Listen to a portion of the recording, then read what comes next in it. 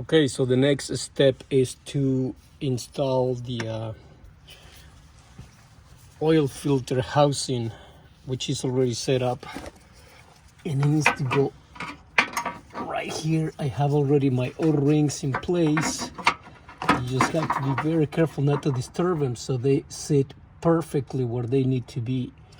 And then this goes right there, and then we put one bolt, second bolt, third, and the fourth one right there. Oh dang. Well, it's always good to have a special tool like this one where you don't have to reach far. You just use this clamping device. See, it has like a little tiny claws. You see the claws right there.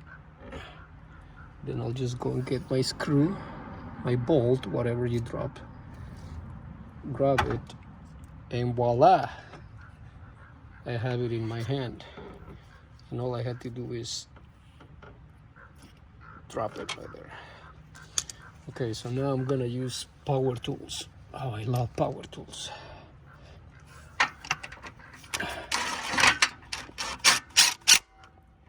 There you go, 1,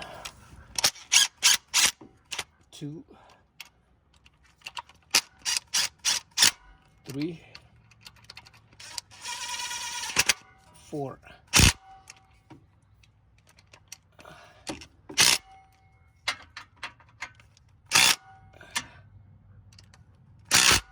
There you go, and then all I have to do is torque it by hand in just a few minutes.